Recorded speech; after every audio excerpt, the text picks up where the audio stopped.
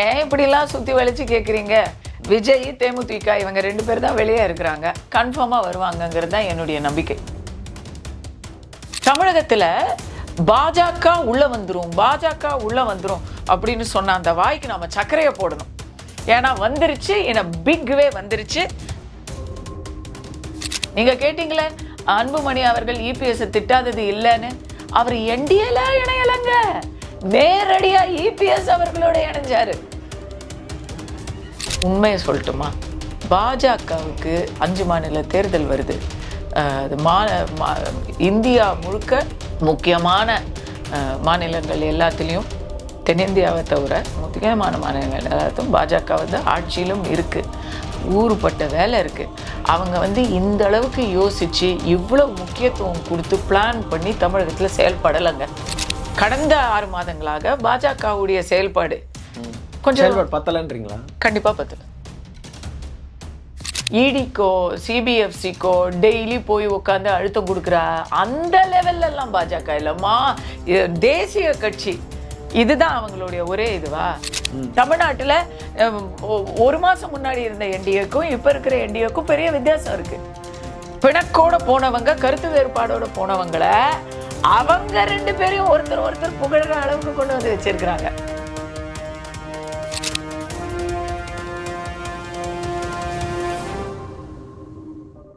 ஜாம்பவான் நேயர்கள் அனைவருக்கும் வணக்கம். நான் உங்கள் கார்த்திக் ராஜா. இன்னைக்கு நம்மோட அரங்கத்தில் யாரும் இணைஞ்சிருக்கிறாங்க அப்படின்னா, நடிகையும் பாஜக நிர்வாகியுமான கஸ்தூரி மேடம் உங்கள் தான். வாங்க உங்களை சந்திக்கலாம். மேடம் வணக்கம். வணக்கம், எப்படி இருக்கீங்க? நலமா மேடம். என்டிஏ கூட்டணி அமைஞ்ச பிற்பாடு பாரத பிரதமர் மோடி அவர்கள் இன்னைக்கு என்டிஏ கூட்டணியோட ஒரே மேடையில ஏறுறாங்க. இன்னைக்கு இதற்கு பிற்பாடு எப்படி இருக்கும்னு நினைக்கிறீங்க? அலையன்ஸ்ல இருந்து வேற கட்சிகள் இணையுமா? தமிழ்நாடு அரசியலுடைய போக்கு எப்படி மாறும்னு நினைக்கிறீங்க? ஏன் இப்படிலாம் சுற்றி வலிச்சு கேட்குறீங்க? விஜய், தேமுதிக இவங்க 2 பேர் தான் வெளியே இருக்கிறாங்க. கன்ஃபார்மாக வருவாங்கங்கிறது தான் என்னுடைய நம்பிக்கை. ஏன்னா அது காலத்தின் கட்டாயம். இன்னைக்கு நிகழ்ச்சி எப்படி இருக்கும்னா மிகப்பெரிய எழுச்சியாக இருக்கும். மதுராந்தகத்தில் 2 லட்சம் பேருக்கு அரேஞ்ச்மெண்ட் செஞ்சுருக்கிறாங்க. நானும் இப்போது அந்த நிகழ்ச்சியில் கலந்துக்க போகிறேன். கலந்துக்கிட்டு பார்த்துட்டு சொல்கிறேன். பட் புதுக்கோட்டையில் இதுக்கு ஒரு ரிஹர்சல் மாதிரி ஒரு நிகழ்ச்சி அமித்ஷா அவர்கள் வந்தார். அது எங்களுடைய பாஜக நிகழ்ச்சியாக இருந்தது. ஒன்லி உட்கட்சி நிகழ்ச்சியாக இருந்தது. அதுலேயே 60,000 பேர் வந்தாங்க. இது என்டிஏ கூட்டணி நிகழ்ச்சி. பாஜக விட அதிகமாக இங்கே தமிழகத்தில் இருக்கக்கூடிய தமிழக கட்சிகள் அவங்க இதை உற்சாகமாக செய்ய போகிறாங்க. கண்டிப்பாக அது நேற்று பாஸுக்கு அவ்வளோ தள்ளுமுள்ளு நடந்துச்சு. எல்லாருக்கும் வி நீட் பாசஸ் ரைட். அவ்வளோ தள்ளுமுள்ளு நடந்துச்சு. பெரிய எழுச்சியாக இருக்கும். தமிழகத்தில் பாஜக உள்ள வந்துரும் அப்படின்னு சொன்ன அந்த வாய்க்கு நாம சர்க்கரையை போடணும். ஏன்னா வந்துருச்சு, பிக் வே வந்துருச்சு. தவிர்க்க முடியாத கூட்டணியாக, தமிழர்களுக்கான கூட்டணியாக, தமிழ்நாட்டின் வெற்றி கூட்டணியாக என்டிஏ இன்னைக்கு தன்னை எலெக்ஷனுக்கு இன்ட்ரடியூஸ் பண்ணிக்குது. ஹீரோ என்ட்ரி மாதிரி இன்னைக்கு என்ட்ரி ஆகுது. மோடி அவர்களுடைய அந்த ஒரு ஹைலைட் அவர் தான். இன்னைக்கு மோடியுடைய தலைமையில் இன்ற கூட்டத்தின் அறிமுகப்படலும் நடக்குது. அதில் இருக்கக்கூடியவர்கள் எல்லாரும் தமிழ்நாட்டில் நன்கு அறிமுகமான கட்சிகள் தான். அதில் முக்கியமாக ஏடிஎம்கே தலைமையிலான கூட்டணி தான் இங்கே தமிழகத்தை பொறுத்த வரைக்கும் சூப்பராக இருக்கும். ரொம்ப எழுச்சி தமிழரும் விஸ்வகுரு மோடி அவர்களும் ஒரே மேடையில் இருக்கிறது கண்டிப்பாக எழுச்சியான ஒரு நிகழ்ச்சியாக இருக்கும். நீங்களும் பார்க்க போறீங்க, நானும் கலந்துக்க போறேன். இல்லை, ஏன்னா தொடர்ச்சியாக பல்வேறு அலிகேஷன்ஸ் இந்த கூட்டணி ஒரு பொருந்தாத கூட்டணி. ஏன்னா டிடிவி அவர்கள் இப்போ புதுசாக இணைஞ்சிருக்கிறாரு. அதே மாதிரி அன்புமணி அவர்களும் டிடிவி அவர்களும் இபிஎஸ் மேலே கடுமையான காட்டமான விமர்சனங்கள் எல்லாம் முன் வச்சிருந்தாங்க முந்தைய காலங்களில். அப்போ எல்லாரும் திடீர்னு இணைஞ்சிருக்கிறாங்க. இவங்க எல்லாம் ஒரே மேடையில ஏற போறாங்கன்றது இருக்குல்ல, அதுதான் அதுல ஹைலைட்டு. நாம நமக்குள்ள அடிச்சுக்கலாங்க நம்ம. ஆனா இன்னொருத்து ஒரு பெரிய எதிரி வரும்போது நம்ம எல்லாம் சேர்ந்து அந்த எதிரியை முதல்ல வீழ்த்தணும். இன்னைக்கு என்டிஏ கூட்டணிக்கு பிஜேபியுடைய உழைப்பை விட திமுகவுடைய செயல்பாடு ஒரு மிக முக்கிய காரணம். இந்த யூபிஏ இந்தியா கூட்டணியுடைய செயல்பாடுகளால இன்னைக்கு என்டிஏ கூட்டணி பெரிய அளவில் தலையெடுத்து வருது. நீங்க கேட்டீங்களே அன்புமணி அவர்கள் இபிஎஸ் திட்டாதது இல்லைன்னு. அவர் என்டிஏல இணையலங்க, நேரடியா இபிஎஸ் அவர்களோட இணைஞ்சாரு. நீங்க அதை யோசிச்சு பாருங்களேன். நீங்க இப்ப டிடிவி ஐயாவது என்டிஏல என்டிஏல இணைஞ்சிருக்கிறாரு. இபிஎஸ் ஐயாவோட நேரடியா இன்னும் அவர் வந்து இன்னைக்குதான் மேடையில தான் அவங்க சந்திக்க போறாங்க. ஆனா அன்புமணி அவர்களை இபிஎஸ் ஐயாவே நேரடியா வரவேற்றுட்டாரு. ஸோ அங்க வந்து சண்டை போட்டாங்க, சண்டை தீர்ந்து போச்சு, முடிஞ்சு போச்சு. அந்த கருத்து வேறுபாடு முடிஞ்சு போச்சு. இன்னும் நான் சொல்றேன், மகன் இன்னைக்கு வந்திருக்கிறாரு, தந்தையும் வருவாரு. அதான் கேட்க வந்தேன். மோடி அவர்கள் இன்னைக்கு தமிழ்நாட்டில் ரொம்ப பிரத்யேகமா இதை பேசுவாரு அப்படின்னு நான் ரொம்ப ஆச்சரியமா எதிர்பார்க்குறேன். அப்படின்னா நீங்க எதை எதிர்பார்க்குறீங்க? மோடி அவர்களை பார்த்தீங்கன்னா, அவர் வந்து தமிழுக்கு தொடர்ச்சியா ஏதோ பண்ணிட்டே இருக்காரு. எலெக்ஷன் இந்த வருஷம் தான் வருது, ஆனா அவர் காசி சங்கமத்தை எப்போ ஆரம்பிச்சு வச்சுட்டாரு. வருடம் காசி சங்கமம் நடக்குது.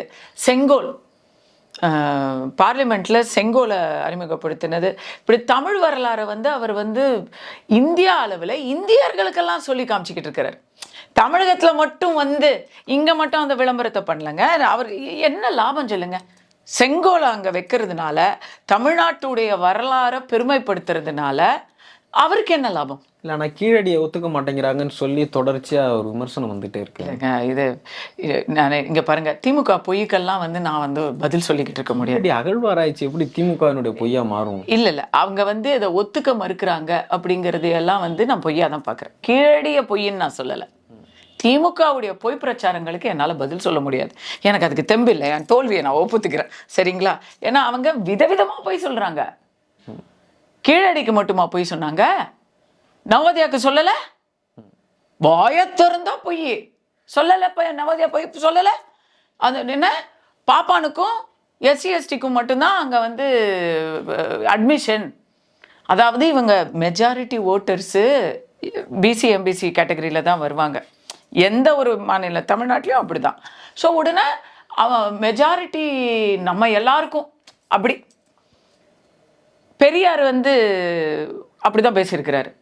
பெரியாருக்கு பிராமின்ஸ் ஆவாது, SC/STயும் ஆவாது. நம்மில் கீழானவர்களையும் பாப்பானையும் முஸ்லிமையும் அப்படின்னு அவர் வந்து அவங்களையெல்லாம் திட்டி பேசியிருக்கிறாரு பெரியார். அதே ஃபார்முலாவை ஃபாலோ பண்ணுறாங்க.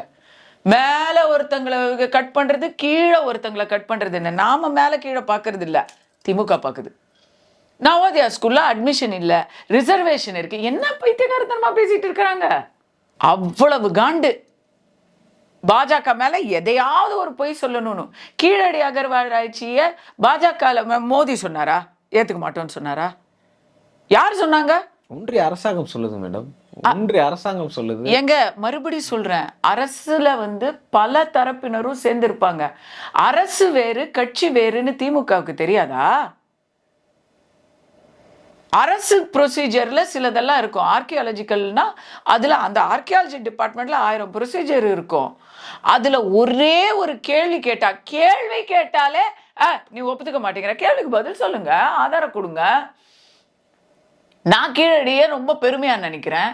தமிழர்கள் பெருமையா மோடி அவர்கள் என்னைக்குமே வந்து மறுக்க மாட்டார். எதுக்கு அங்க செங்கோலை கொண்டு போய் வைக்கணும்? அவர்தான் அது. குஜராத்தில் வந்துச்சா செங்கோல்? இல்லைல்ல, தமிழ்நாட்டில் இருந்து தானே வந்துச்சு. சரி, இப்போ வந்து மத்திய அரசில் வந்து தமிழ் செயலிகளை எல்லாம் வந்து அறிமுகப்படுத்தியிருக்கிறாங்க. நீங்கள் எந்த ஒரு ஆப்பை எடுத்தாலும் அதில் தமிழ் ஒரு ஆப்ஷன் இருக்குது. இருந்துச்சா?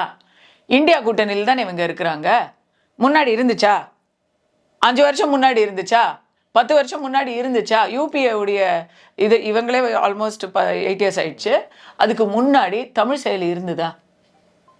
இல்லை, எதுவுமே செய்யறது இல்லை. செய்யறவனை வந்து எதையாவது திட்டுறது. அடுத்தது இது திருக்குறளுக்கு ஏதாவது ஒன்று பண்ணிகிட்டே இருக்கிறாரு. 1 2ன்னு நம்ம சொல்ல முடியல. அதுக்கு தொகை ஒதுக்குவதிலிருந்து அதை கொண்டு போய் பரிசு கொடுக்குறாரு. யாரோ ஒரு அயல் நாட்டு அதிபருக்கு திருக்குறளை எடுத்துட்டு போய் கொடுக்குறாரு. எதுக்கு அதெல்லாம் செய்யணும்? அவங்க பட்ஜெட்டு கூட முன்னாடியெல்லாம் சிதம்பரம் அவர்களும் வந்து நமக்கு ஃபைனான்ஸ் மினிஸ்டராக இருந்தார். பட்டு நிர்மலா மேடமே இங்கே பேசினா யாருக்கும் பிடிக்காது. உடனே அவங்க வந்து ஜாதியை சொல்லுவாங்க, வந்தெறிம்பாங்க, ஊர்காம்பாங்க, இப்படிலாம் பேசுவாங்க. பட் அவங்க மேற்கோள் காட்டியிருக்கிற அளவுக்கு சங்க இலக்கியத்தை யாருமே காட்டினதில்லை. இதுதான் உண்மை. மோடி அவர்களும் திருக்குறள் மேற்கோள் காட்டின அளவுக்கு வேற எந்த பிரதம மந்திரியும் காட்டினதில்லை. இதுதான் உண்மை. எதுக்கு செய்யணும்? யூபியில இருந்தானே அவங்க ஓட்டு எங்க வருது அவங்களுக்கு? தமிழ்நாட்டிலேருந்து வரல. அப்ப எந்த இடத்த வந்து அவங்க வந்து தாஜா பண்ணணும் சொல்லுங்க? அது உண்மையா வருது. தமிழ்நாட்டுக்காக அவருக்கு உண்மையா இன்னைக்கு உத்தரப்பிரதேசில் பள்ளிக்கூடத்தில் தமிழ் கற்றுக் கொடுக்க ஆரம்பிச்சிருக்கிறாங்க. 1000 பள்ளிக்கூடத்தில் தமிழ் விருப்ப பாடமாக சேர்க்கப்பட்டிருக்கு. மும்மொழி திட்டத்தை சேர்த்துருக்குறாங்க. நான்லாம் கத்தல் கற்றுவேன். நான் வந்து தமிழ் தேசியவாதியை தானே, தேசியவாதி, தமிழ் தேசியவாதி. நான் வந்து ஏன் நான் மட்டும் கற்றுக்கணும் ஹிந்தி அப்படின்னு நான் கேட்குறேன். அந்த கேள்விக்கு அவங்க பதில் சொல்கிறாங்க, ஆக்ஷனில் சொல்கிறாங்க. அதுக்கு பதிலாக ஏதாவது ஒரு பொய்யை சொல்லி விட்டுட்டு போகிறது அப்படிங்கிறது கிடையாது. அதனால் என்டிஏ கூட்டணிங்கிறது தமிழர்களுக்கான ஒரு கூட்டணி அப்படிங்கிறது தமிழர்கள் நம்பிக்கையை பெற்ற கூட்டணியாக உருவாகும். இன்னும் ஒன்லி பேலன்ஸு தேமுதிக விஜய் தான். அவங்க 2 பேரும் வரணும், வந்துடுவாங்க. திரு ரங்கராஜ் பாண்டே அவர்கள் சொல்லும்போது, ஒரு விழாவில் சொல்லும்போது சொல்கிறாரு, உங்களை நம்பி கட்சி ஆரம்பித்தார், அவரை போய் இப்படி விட்டுட்டீங்க. அதில் தான் அதே மாதிரி தான் சிஎம் அவர்களும் ட்வீட் பண்ணியிருந்தார், இடி சிபிஐ மாதிரி இப்போது வந்து சென்சார் போர்டும் இணைஞ்சிட்டுன்னு. அதே கருத்தை தான் அது ரங்கராஜ் பாண்டே அவர்கள் வேறு விதமாக சொல்லியிருந்தாங்க. இப்போ இடி மாதிரி சிபிஐ மாதிரி இதுவும் சேர்ந்துருச்சு போல இருக்கு. அமித்ஷா வந்து ஒரு பெரிய சாணக்கியன் அப்படின்னு பேசுகிறாரு, அது வியந்தோதி பேசுகிறாரு. அப்போ பின்னாடி பாஜக தான் ஜனநாயகன் தடைக்கும் இல்லை விஜய்க்கு கொடுக்குற நெருக்கடிக்கும் காரணங்கிறத புரிஞ்சுக்கலாமா? பப்ளிக்காக சொல்கிறாரு. இல்லை, இது எப்படி அவங்க சொல்கிறாருங்கிறது வந்து நான் ஃபஸ்ட்டு அந்த இதை பார்க்கல. நீங்கள் சொன்னீங்க, இப்போ நான் கேட்டுக்கிறேன். அவங்க சொல்கிறத அவங்க சொல்லட்டும். எனக்கு தெரிஞ்சதை நான் சொல்கிறேன். தெலுங்கானாவில் நான் இருக்கிறேன். அங்கே வந்து டிஆர்எஸ் மேலே ஒரு பெரிய ஊழல் குற்றச்சாட்டு, கவிதா கல்வகுண்ட்லா, அதாவது கேசிஆருடைய மகள் மேலே ஒரு பெரிய குற்றச்சாட்டு. அவங்களுக்குமே அந்த இது இருந்தது. அப்போ அவங்கள அரெஸ்ட் பண்ணணும் இடி இது வந்து போய்கிட்டு இருக்கு ப்ரொசீஜர். அவங்க மேலே இன்வெஸ்டிகேஷன் போய்கிட்டு இருக்கு. சிபிஐ விசாரணை, இடி 2மே அவங்க மேலே ஏவி விட்டப்போ பாஜக அவங்கள அரெஸ்ட் பண்ணணும் அப்படின்னு தெலுங்கானா முழுக்க மாநிலம் தழுவிய குரல்கள் கேட்டுக்கிட்டு இருக்கு. அரசியல் ரீதியாக பாஜகவில் எல்லாரும் கேட்டுக்கிட்டு இருக்காங்க. செஞ்சாங்களா? அப்படிலாம் செய்ய முடியாது.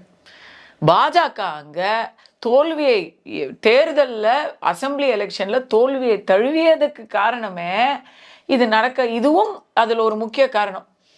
ஊழலுக்கு எதிராக நீங்கள் வந்து குரல் கொடுக்குறீங்க, ஆனால் கவிதாவை நீங்கள் அரெஸ்ட் பண்ணல. அதனால் நீங்கள் 2 பேரும் ரகசிய கூட்டு, யார் டிஆர்எஸும் பிஜேபியும் ரகசிய கூட்டு அப்படின்னு சொல்லி காங்கிரஸ் பிரச்சாரம் பண்ணி ஜெயிச்சிட்டாங்க. அதுபோல் இப்போ இங்கே இது ரிவர்ஸு. பாஜக வந்து இதுக்கெல்லாம் பின்னணியில் இயங்குகுது அப்படின்னு பிரச்சாரமெல்லாம் பண்ணி ஏதோ ஒரு இல்லாத எதிரியை சித்தரித்து அதை வச்சு இங்கே தமிழர்களுடைய மனநிலையை அறுவடை பண்ணணும் அப்படின்னு திமுகவும் நினைக்குது. சீமான் அவர்கள் வந்து இதை நம்பி சொல்கிறாரு. ஆனால் அதுடைய விதை திமுகவிலேருந்து தான் வந்திருக்குன்னு நான் நினைக்கிறேன். உண்மையை சொல்லட்டுமா? பாஜகவுக்கு 5 மாநில தேர்தல் வருது. இந்தியா முழுக்க முக்கியமான மாநிலங்கள் எல்லாத்துலேயும், தென்னிந்தியாவை தவிர முக்கியமான மாநிலங்கள் எல்லாத்தையும் பாஜக வந்து ஆட்சியிலும் இருக்குது. ஊறுபட்ட வேலை இருக்குது. அவங்க வந்து இந்த அளவுக்கு யோசித்து இவ்வளோ முக்கியத்துவம் கொடுத்து பிளான் பண்ணி தமிழகத்தில் செயல்படலைங்க. நான் ஓப்பனாகவே சொல்கிறேனே, இங்கே அந்த அளவுக்கு இங்கே நீங்களே பார்த்துட்டு தானே இருக்கீங்க. கடந்த 6 மாதங்களாக பாஜகவுடைய செயல்பாடு கொஞ்சம் பத்தலன்றீங்களா? கண்டிப்பாக பத்தல. அதாவது ஒரு வலிமையான கூட்டணி, என்டிஏ கூட்டணி, அதெல்லாம் பர்ஃபெக்டா அதெல்லாம் செய்கிறாங்க. பட் இந்த மாதிரி விஷயங்கள்ல சர்ச்சைகளை அவங்க எங்கள் கட்சியில் வந்து அதை கவனிக்க மாட்டேங்கிறாங்க. ஒரு சர்ச்சை முளையிலேயே கிள்ளி எறணும் அப்படின்னு அவங்க நினைக்க மாட்டேங்கிறாங்க. இதெல்லாம் பொய் தானே, நமக்கு இதுக்கு சம்மந்தம் இல்லை தானே, அப்போ ஏன் நம்ம அதை பற்றி கவலைப்படணும்னு நினைக்கிறாங்க. ஆனால் தமிழ்நாடு அப்படி கிடையாது. தமிழ்நாட்டில் தமிழனுக்கு வந்து ஆராயும் ஒரு மனநிலை உண்டு, அந்த தன்மை உண்டு. ஏதாவது ஒன்று நம்ம சும்மா விட்டுட்டோம்னா சும்மா இருக்கிறவங்க காம்ப்ளிசிட்டுன்னு ஆயிரும். நம்ம விளக்கம் கொடுக்கணும். எதுக்கு கொடுக்கணும்? என் மேலே எந்த தப்பும் இல்லையே, நம்ம எதுக்கு விளக்கம் கொடுக்கணும்னு நினச்சா தமிழ்நாட்டில் அது ஒர்க் அவுட் ஆகாது. இதெல்லாம் என்ன மாதிரி புதுசாக வந்தவங்க வந்து முயற்சி பண்ணிக்கிட்டு இருக்கோம். ஸோ என்னை பொறுத்த வரைக்கும் இடிக்கோ சிபிஎஃப்சிக்கோ டெய்லி போய் உட்காந்து அழுத்தம் கொடுக்குற அந்த லெவல்லலாம் பாஜக இல்லைம்மா, தேசிய கட்சி. இதுதான் அவங்களுடைய ஒரே இதுவா? ஒருத்தரை வந்து நம்ம கட்டுப்படுத்தணும், ஒருத்தரை வந்து நம்ம கண்ட்ரோல்ல வைக்கணும், இல்லை ஒருத்தரை வந்து நம்ம வந்து அழிக்கணும் அப்படின்னு சொன்னா இப்படியெல்லாம் பேக்டோர் என்ட்ரியில தான் பண்ணுவாங்க நீங்க நினைச்சிருக்கிறீங்களா? மகாராஷ்டிரால என்ன பண்ணாங்க?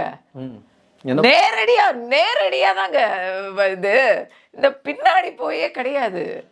அதெல்லாம் மத்தவங்களுடைய மிரட்டலே கிடையாது. இதுல என்ன இருக்கு மிரட்டல்? எல்லாருக்கும் ஆதாயம்ங்கிறது இன்னைக்கு என்ன என்டிஏ எப்படி வந்திருக்கு? தமிழ்நாட்டுல 1 மாசம் முன்னாடி இருந்த என்டிஏக்கும் இப்ப இருக்கிற என்டிஏக்கும் பெரிய வித்தியாசம் இருக்கு. பிணக்கோட போனவங்க, கருத்து வேறுபாடோட போனவங்களை அவங்க 2 பேரையும் ஒருத்தர் புகழற அளவுக்கு கொண்டு வந்து வச்சிருக்கிறாங்க.